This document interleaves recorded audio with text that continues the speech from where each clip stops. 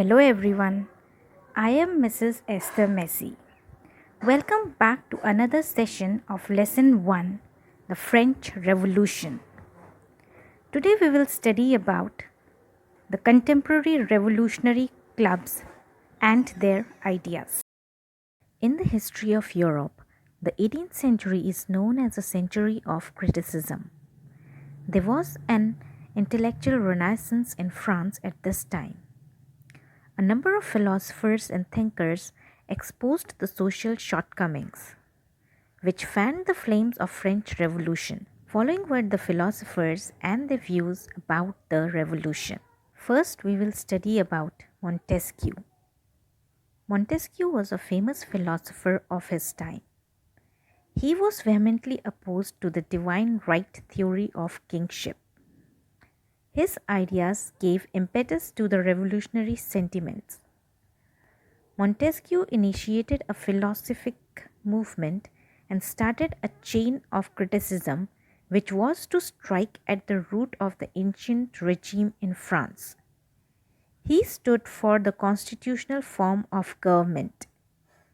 He believed in the supremacy of law and the separation of the three organs of the government.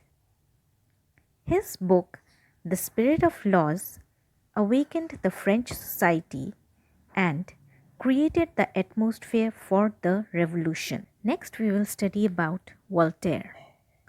Voltaire attacked the vices prevailing in society and especially the church. He ridiculed blind faith.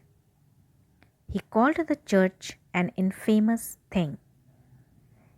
He instigated the people to demand reform. Voltaire attacked the traditions, beliefs, and abuses through satire, verses, prose, history, drama, and romance. The church in France was the main target of his attack. He declared, "Since we are all steeped in errors and follies, we must forgive each other, worship God, and be good men." Next, we will study about Rousseau. Jean-Jacques Rousseau gave his idea in his book Social Contract. He maintained that the people were the real masters of the state and the king ruled with their consent. Under the influence of his writing of Rousseau, the people of France began to agitate for a revolution. Somebody has rightly said, but for Rousseau, there would have been no French Revolution. He declared that all political organizations were tyrannical and open to abuse.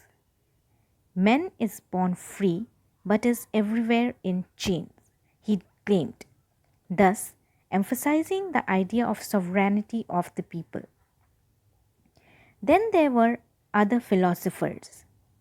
Beside these, there were other philosophers such as Diderot, D'Alembert, John Locke, etc., who fanned the flames of new ideas.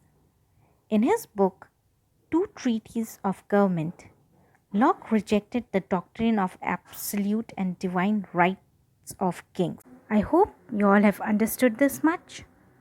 Thanks for watching this video.